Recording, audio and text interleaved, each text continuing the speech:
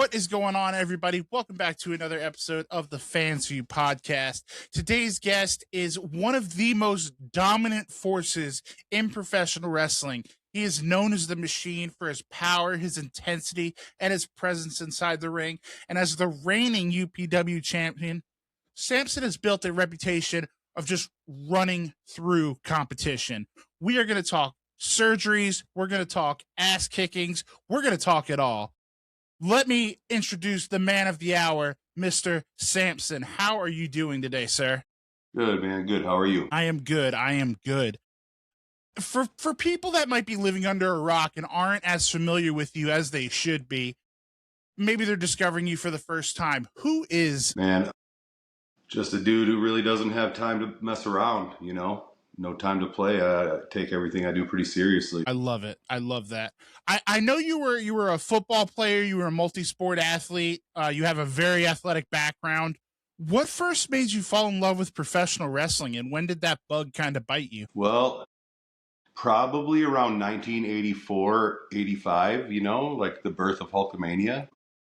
If you would have asked me I was born in 1981, so I'm a little bit older, but if you would have asked me at 5 years old, what I wanted to be when I grew up, I would have said Hulk Hogan, not even like a wrestler. I just wanted to be that dude. So my whole life has kind of been like geared towards finding my way here. It took a while. I'm from a very small kind of remote area, the Upper Peninsula of Michigan. There are not a lot of wrestling schools around here. But I finally did it, after years of amateur wrestling and football and mixed martial arts and all that. But that's what got me into wrestling in the first place, sitting in like third grade and getting the flyer for youth wrestling. And I'm like thinking a ring and like costumes and belts and the shit I see on TV. And so we go and it's not that. There's mats and a pair of shoes and you're working hard. But I got sold on the idea because it was like, well, this is amateur wrestling. You have to do this before you're professional is literally what I was told at that young age. So I just stuck with it, hung in there. Right. With this kind of being my end goal all along. Yeah, and that's kind of what I wanted to ask you next is, I've heard you say before that your path to the business took a little bit longer than you would have liked. It took some twists and some turns. Can you talk about a little bit, and you just kind of touched on it a bit, but can you tell us a little bit more about kind of your path into the business? Like, how did you find your way in eventually? Okay, so this is kind of a long story.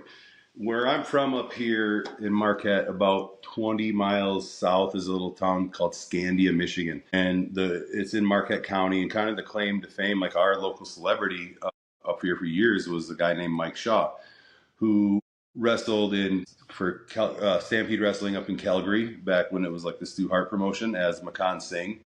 He wrestled in the WCW as Norman the Lunatic and Trucker Norm. And then he wrestled in WWE or F at the time as Friar Ferguson, like one or two matches, and then Bastion Booger was kind of what he was known for. So back in the mid 90s, he trained my dad one summer.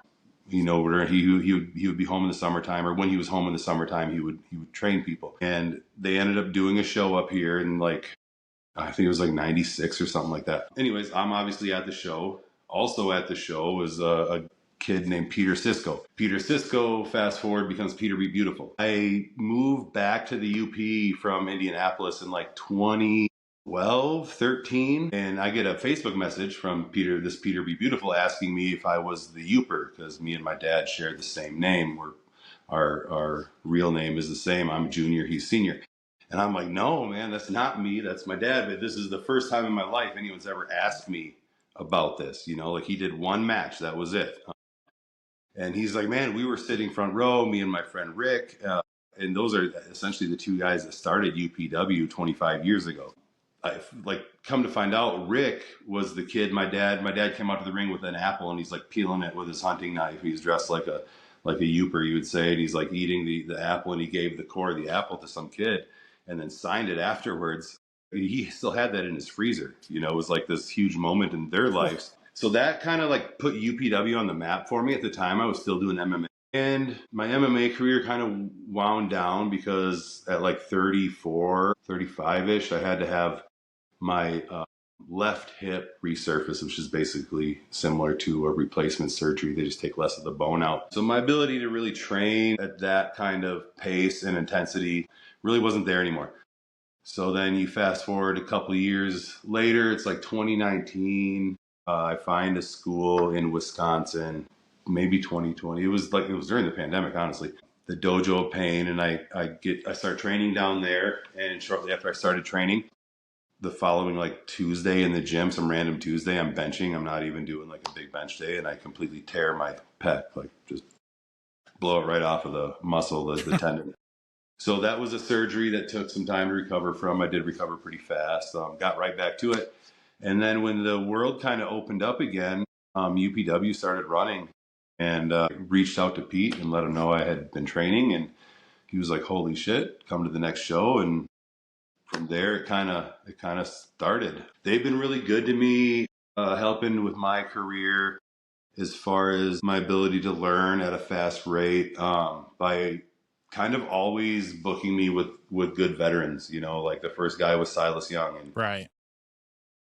he's awesome. He's a wealth of knowledge. I mean, my fourth match ever was a main event in front of about 900 people for the UPW heavyweight title, which in my hometown, which I did not go over in that match, but it was against Silas Young. And I mean, I'll be honest, he had to kind of walk me through that, but nobody could know. Nobody knew in the crowd. Nobody looked at it like, oh man, you're so green. Like this guy had to do everything for you, but no, he's awesome. I've got to work with him a couple of times. Guys like Matt Winchester, Jay De Niro, who trained me in Wisconsin there at Dojo Pain. He's now at OVW, TW3. Right. Those guys like that, they've been super good to me, and I'll never forget that stuff. It's helped me kind of speed up my process. Yeah, I mean, you're looking at your list of matches. I mean, it is a who's who of people you've stood across the ring from. One thing I wanted to touch on, obviously, when it comes to gimmicks, you've been known as the Machine, and looking at your surgical history, you might be part machine at this point. Pretty much. How much of that character, because we kind of talked about it, when we first got on here, who is Sampson? Who is the Machine? It's kind of just an ass kicker that just doesn't take any shit and does what needs to be done. How much of that character is I don't want to say a work, but how much of that character is kind of fluff, and how much of you, the real person, is inside that character? A lot of it. The main difference is I'm, like Sampson really doesn't give a shit. He'll do whatever. I have a little bit more of a conscience. I only do those types of things when the situation really calls for it. Yeah. So I mean, as far as kind of my, I don't know what to call it, the aura, the mystique of the character. That's kind of just me. I'm just like, I don't even want to say turned up a little bit, because I'm not like real rah-rah or real loud. It's more of a stoic type thing. But, when I wrestled back in the day, I stared people down the same way. Like I was that same just ice cold, kind of cerebral, kind of killer, and, I was good, man. I was successful with that. And so I just kind of roll with it and maybe take it a little bit further, you couldn't really break rules and stuff back then. So, now I break the rules sometimes, and, maybe be a little bit overly aggressive at other times and things like that. I would say in real life, I'm not nearly as opportunistic to dominate somebody as I am. I'm a little bit nicer of a person, and people would say I'm pretty chill, and probably most people would tell you I'm pretty easy to deal with. Okay, yeah, we'll go with that. I like that. Maybe not quite as apt to punch somebody in the face in real life. Maybe, unless situation calls for it. I mean, I have, altogether. I have. So, talking about being pretty good, you're pretty good at this pro wrestling thing too.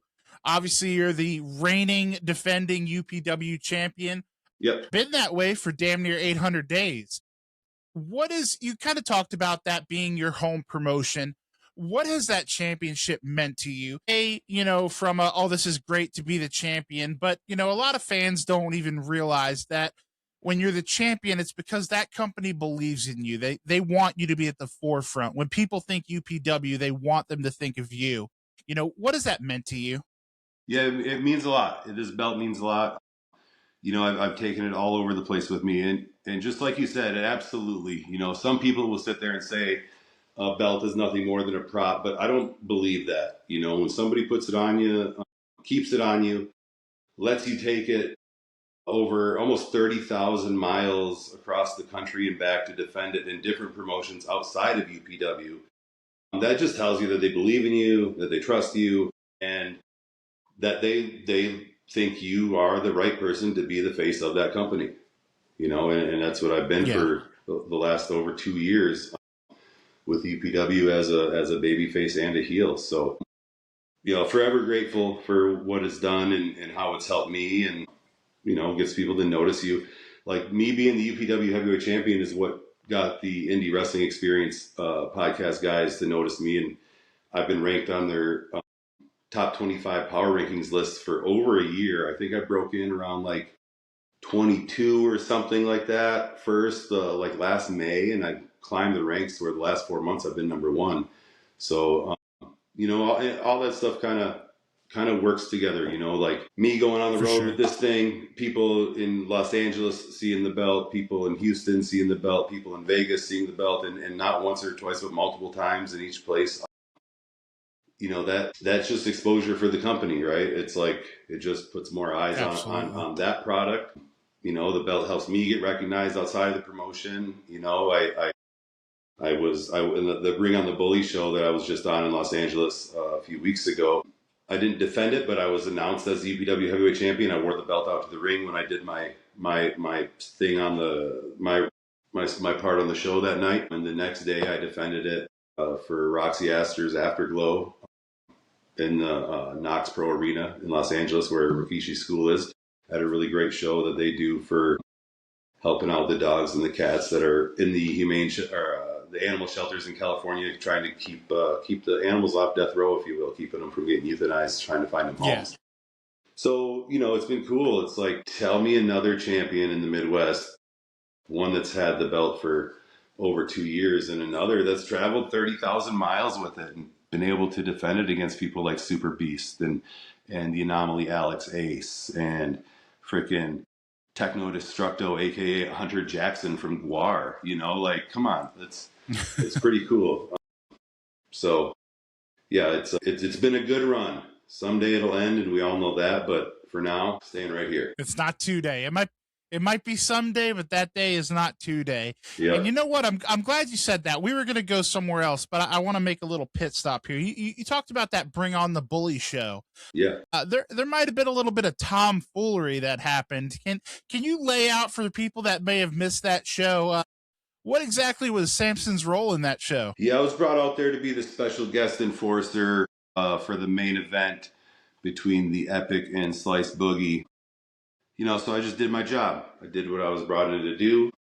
Sometimes I get sick of people whining and bitching and, you know, take matters into my own hands, go into business for myself, if you will. And either way, I think it got me a booking on their next show. You know, some people weren't happy with what I did. There's video of it out there. Some people didn't think it was very cool of me, and now they want to seek revenge for their friends. I think those people, they might be biting off a little more than they can chew. You know, Sexy BJ Ray, he's got a big name, but he ain't bigger than me, boy. And I will give him a lesson in professional wrestling on July 17th in Los Angeles, California, when he wants to call me out for what I did to his friend. He's going to learn, like anybody else that's called me out, anybody else that's wanted a shot at me or my title. This will not be for the title, but I mean, unless they want me to defend it, I will. No, it's not like I'm scared. But yeah, I'll teach him the same lesson I've taught everybody else. You know, you call me out, that tells me that you think you can beat me. And if you think you can beat me, I'm going to prove you wrong in kind of the most, you know, dominant ways possible. I'm going to show you, like, not only could you not beat me, but you can't even stand up to me.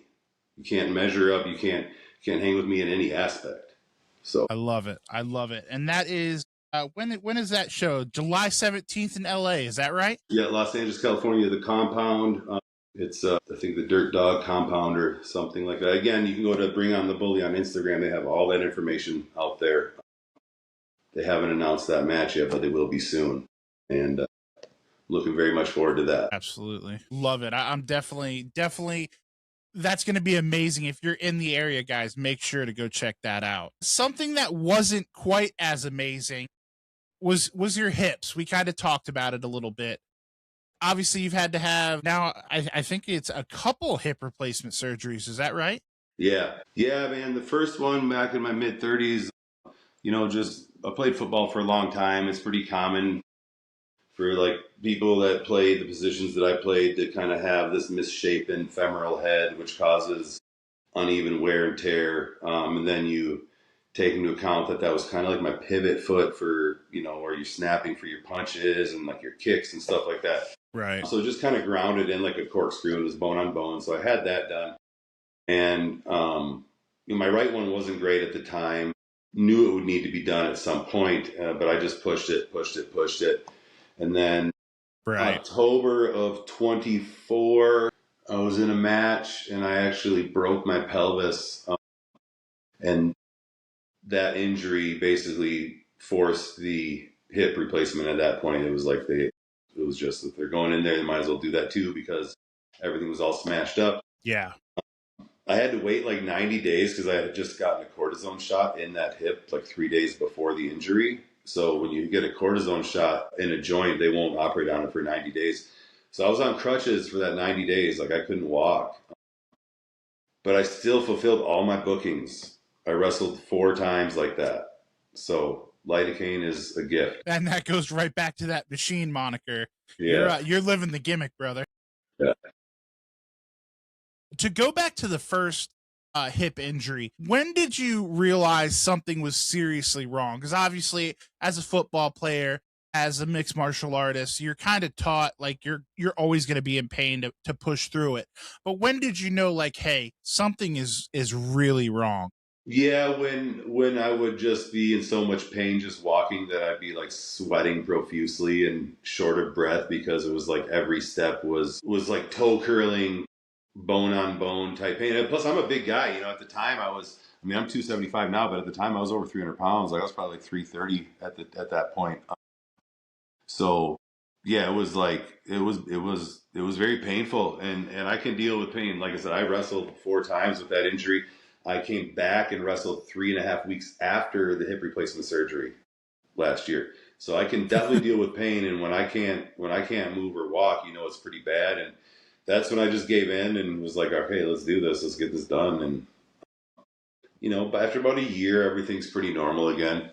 And I've been able to lift, squat, deadlift, all that stuff with the first one. I haven't gotten that far back into the lower body stuff, or at least heavy with my right one yet, but it's been just a little bit more than a year. I'm kind of building into that right now. As far as in the gym prior, it was just kind of working into it with some leg presses, leg extensions, leg curls. Now I'm doing more of the hip hinging and like RDLs, straight legged deadlifts, getting a little bit of deadlifts in there with the trap bar, some squats, not all the way, but like to boxes and whatnot. So starting to build that back, get it nice and strong so I can keep this train moving for another 10 years or so. Well, you know what? And that kind of leads me to my question. Obviously, I've spoken to a lot of athletes, a lot of MMA athletes, UFC guys, football players, professional wrestlers.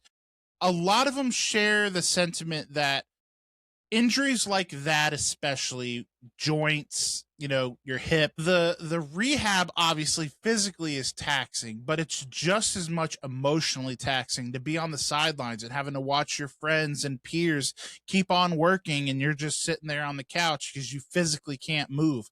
How hard was it for you from that from that sense in the mental game? How tough were those injuries? Well, you see, my first one, it was just a normal thing. Like I was done fighting. So it was just like recover, right? And then a year later, I was like, well, let's see how this goes. Went back to the kickboxing gym and could do everything but except for kind of that hard step and pivot. And then I found out about a semi-pro football team they had up here. So I went and joined that team and played a whole season.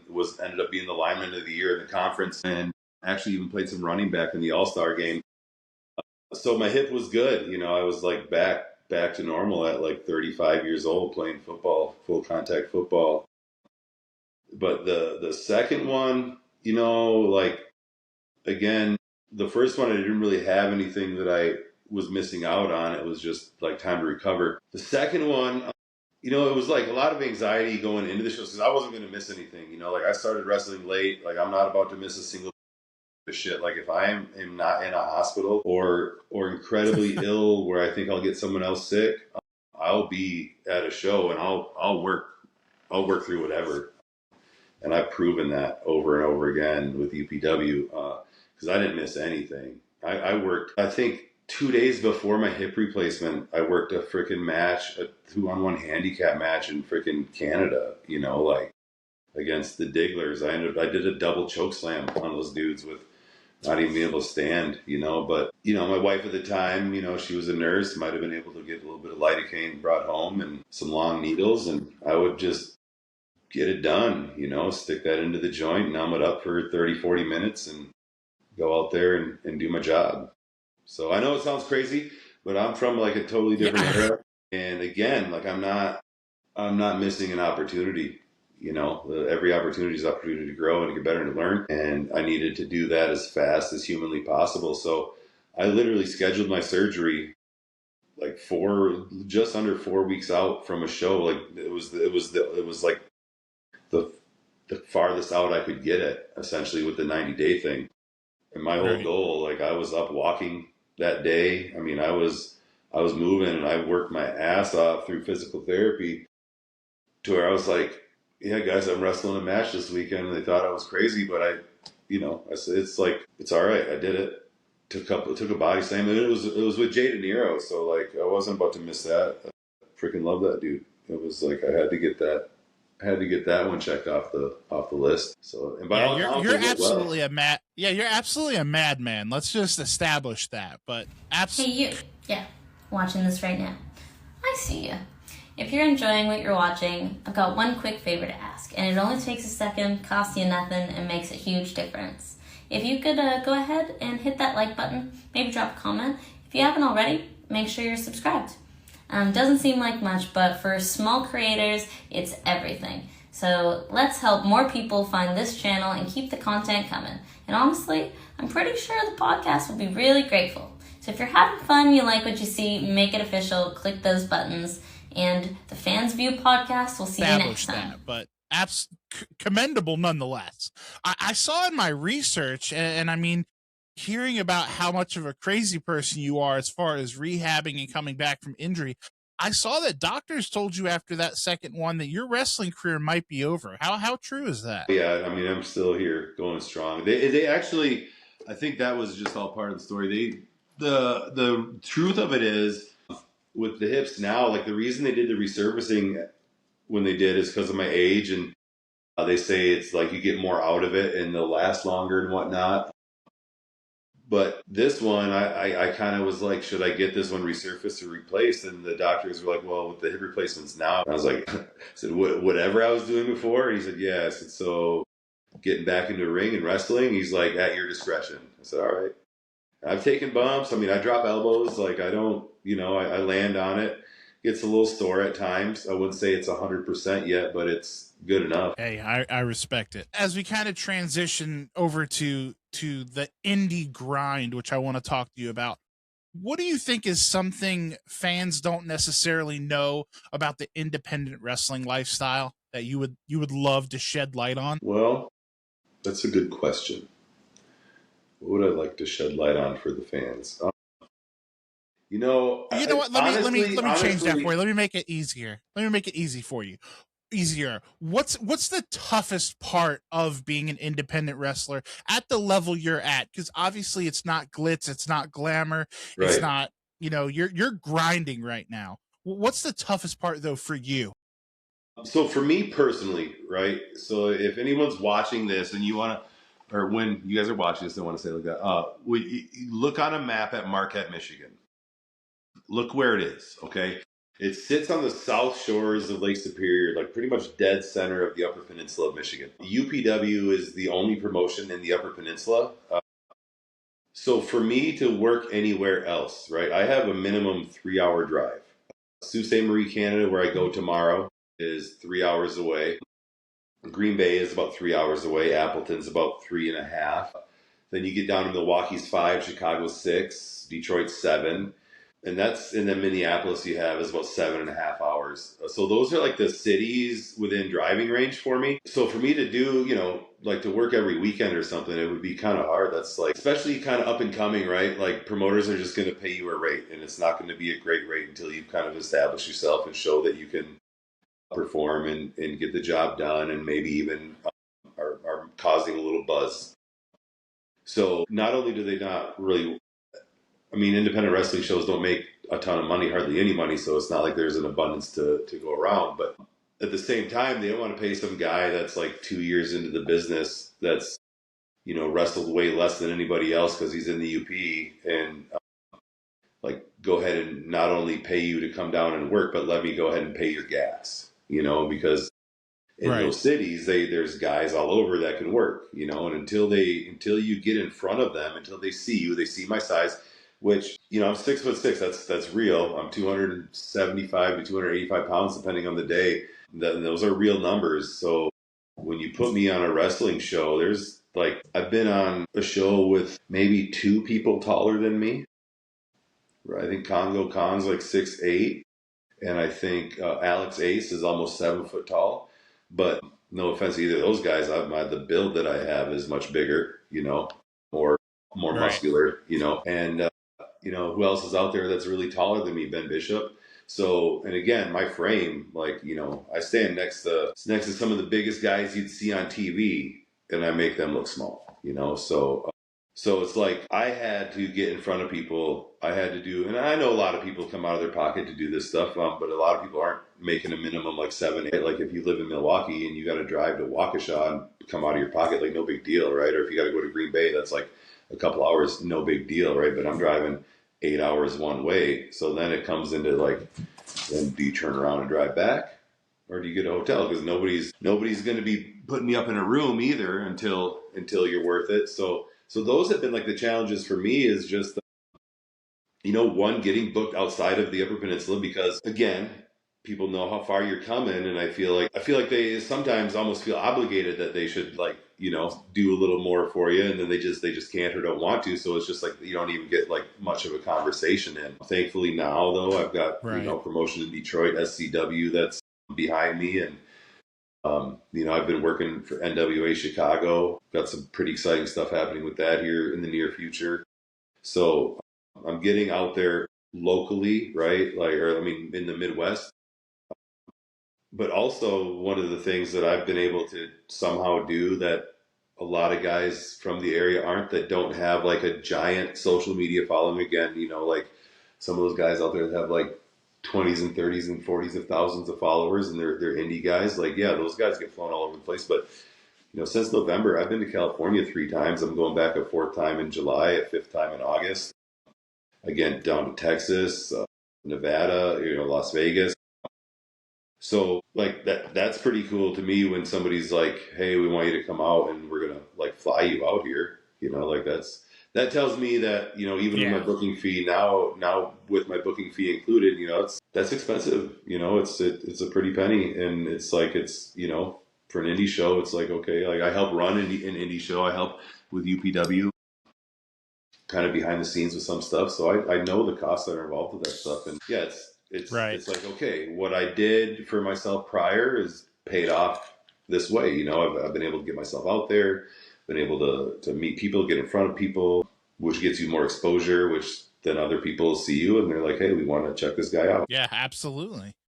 Well, you just rattled off so many things that we could consider a wrestling bucket list. Like obviously you're working on the West Coast, you're working Vegas, you're working the Midwest, you're going to be out here on the East Coast in a couple months. What goals would you say, and it doesn't have to be a bunch of them, you can just name a couple, but what goals are still on your wrestling bucket list?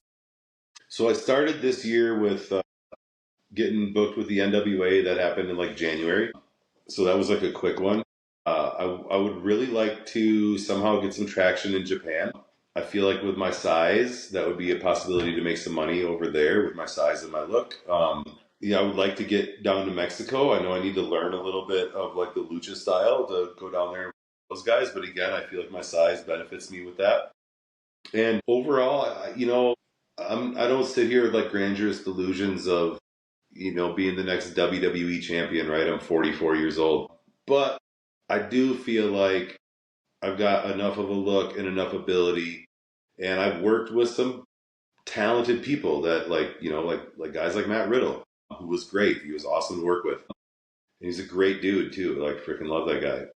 But to go in the ring with people like that and hold your own and put on what by all accounts a pretty decent freaking match, which is on my YouTube, that kind of lets you know, like, okay, like, I'm doing this like at a decently high level. I'm not trying to sound too egotistical, but I feel like I can get it done with anybody. And I feel like maybe it's not out of the cards to be on network TV, however that may be, like actual cable TV, not just on a YouTube channel. So whether that's with the NWA on Comet or, frickin' somehow AEW or even TNA someday, I feel like those things are possibly attainable, but it's like you got to know people, and people got to help you open the doors for you to kick down. So it's like it's all a work in progress. Yeah, but I do feel like on the outskirts that would be pretty cool. If I could do that,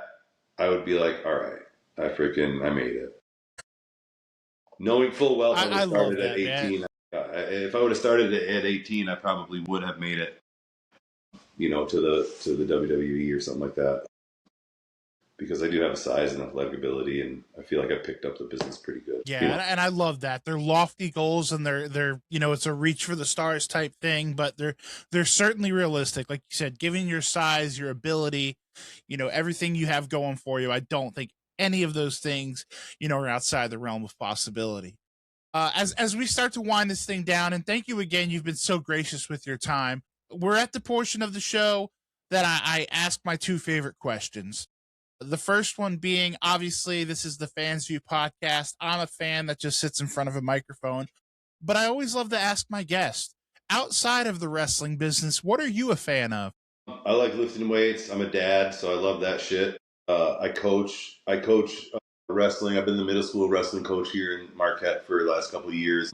And then now both my boys will be at the high school, so I'm not going to be doing that next year, but I will be helping out with the high school team where I wrestled at. I'm going to be back on the sidelines this fall, coaching at the high school again. I spent over a decade coaching between youth football and high school football in the past.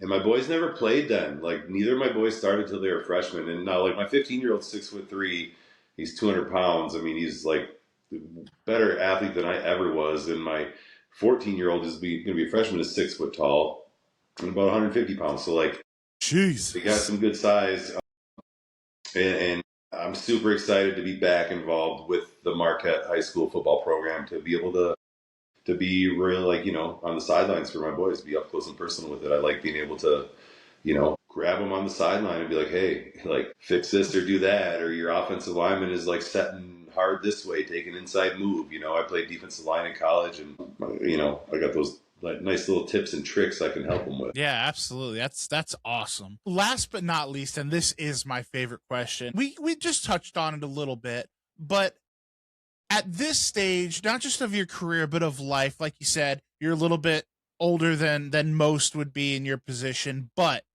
how do you define success at this stage of your career and of your life? I once said I just wanted to get to a point in wrestling where like my peers respected me for like that. So I just wanted to learn how to work to a point where people are like, okay, that guy is good, he can work. Like, that's all I really wanted. So I feel like just success is, to me at this point, is just enjoying it and doing it as long as I can, right? If I can do this another 6 years or more, like, all right, awesome. If I can continue to have people fly me to California where it's sunny and warm when it's like 20 degrees and 40 inches of snow coming down in a 24-hour period, like, yes, please.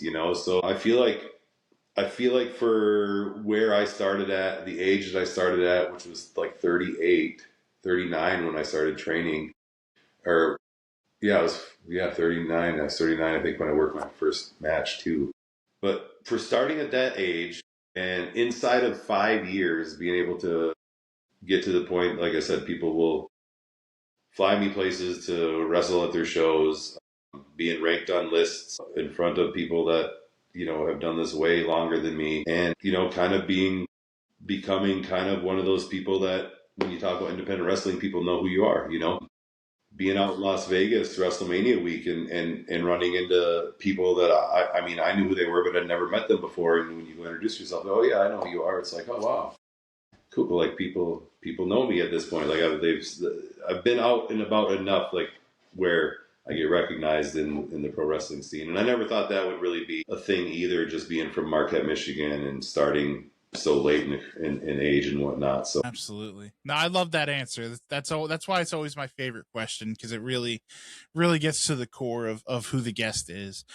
One thing I have to talk to you, that's usually the last question, but since we have you get a bonus question. While it's not sunny California and it's not Vegas, you will be in the peach state of Georgia, Augusta, Georgia, actually Evans, Georgia, to be specific. August 1st and 2nd, Saturday and Sunday, I believe, for Authentic Championship Wrestling. It's a new company getting started out here in the Southeast in the CSRA. How excited are you to be a part of a brand new promotion, start just getting their feet wet, and you are on the first card? What does that mean to you?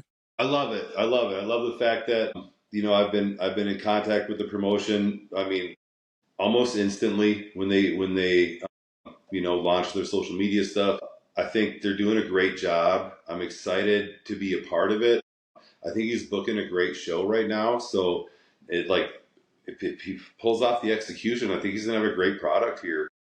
I'm excited for my match. I'm gonna stomp the shit out of somebody down there. And luckily I love peaches, like I could eat a peach for hours. So it's like one of my favorite fruits. So I'm really excited about that too. Get down to Georgia, get a bushel of peaches, hang out at my hotel, wrestle a couple times. Hopefully there's a pool or something nearby, or maybe a beach. I don't know. I like the sunshine. I love it. And I did want to let you know that I was looking at Authentic Championship Wrestling's Instagram, and I saw your opponent, Dion Summers. Yes. He commented, "I'm about to show Sampson why it's summertime all the time." And I just wanted to see if you had a response for Mr. Summers. Oh, God. Yeah, that's funny. Yeah, summertime all the time. Yeah, I don't know. I have nothing to say to that other than maybe laugh a little bit. He needs to check the resume. I think that's what I said. Check the resume. And again, just another kid I'm gonna have to teach how to wrestle, and it's gonna be a painful experience. It's not going to be a fun one for him. So this summer might be a little bit of a drag. Love it. I love it. These young bucks, they don't understand the term hard head makes for a soft ass, but I think he might learn on August 1st right there in Evans, Georgia. Yeah. Well, we are so excited to see you make your debut there at ACW, at Authentic Championship Wrestling in Evans, Georgia. For people that might be in the area, that is going to be on Washington Road, Evans, Georgia, Saturday, August 1st and Sunday, August 2nd. They're actually going to be doing some TV tapings, so go check that out. I think the bell rings at 7 o'clock, and you can go to acwmayhem.eventbrite.com for your tickets and see Sampson teach these young bucks a lesson or two. Yes. Yeah. Sampson, you have been absolutely wonderful and so very gracious with your time. Hopefully we can connect while you're in Georgia, and we'll have you on again, brother. Yeah, anytime. But for now, where can fans follow you? Be it social media, any merchandise, just kind of keep up with what you're doing next. Yeah, Sampson Pro on Facebook, and then it's at Sampson's here on Instagram. And I've got shows coming up tomorrow in Canada with CWE, Canadian Wrestling Elite. Great company, one of my favorites to work for. I would go down into the Milwaukee area for my first time. Well, actually, for the first time with Brew City Wrestling, which is a pretty well-known Wisconsin company, owned by Frankie DeFalco. I just wrestled for Under the Lights, a Northern Wisconsin promotion, for the first time this past weekend. I'll be going back there in July in Rhinelander, Wisconsin. July 17th, Los Angeles. Hoping to be booked again in LA in August, mid-August, I think the 15th. UPW, first ever casino show, July 25th, Marquette, Michigan, Ojibwa Casino. We're going to be at the state fair, the UP State Fair, I think August 23rd or 5th or something. We'll have to, if you want to go check the UPW socials, it'll have the correct dates on there. I don't have them offhand. So UPW is rocking and rolling. We're doing big things. We just put like just about 1,200 people in the Lakeview Arena. Had Mick Foley come out in the main event as Cactus Jack. You know, it was like the Cactus Jack return. It was a great show, so we're just hot and rolling right now. And we're going to keep all that momentum going, and I'm going to keep all my momentum going and see where it ends up. Hell yeah. I love that. Guys, make sure to go follow him on Instagram. I'm going to have all of his social links tagged down in the description of the YouTube video. Go show him some love. This is going to be the summer of Sampson, people. If you're in LA, if you're in the Milwaukee area, Right. if you're in the Midwest, if you're in Georgia, come see the machine. He's going to kick some ass, take some pictures, meet some fans, and we're just going to have a good time. Sampson, again, thank you for your time. July Guys, 11th. July 11th, NWA Chicago. Come check that out. there it is. Telling you. There it is. Guys, you Telling heard you. the man. You heard the man. Smacking You don't want to people. make him angry. That's right. You don't want to make this man angry. So go show some love. Go show some support. Make sure to follow the podcast. Follow us on YouTube, Spotify, Apple Podcasts, Instagram, Facebook, TikTok, you name it. My big ass face is on there. Show some love to Sampson. Show some love to the Fans View podcast. And most importantly, guys, at the end of the day, don't forget to call your mom. If you haven't liked or subscribed, you're going to be joking me.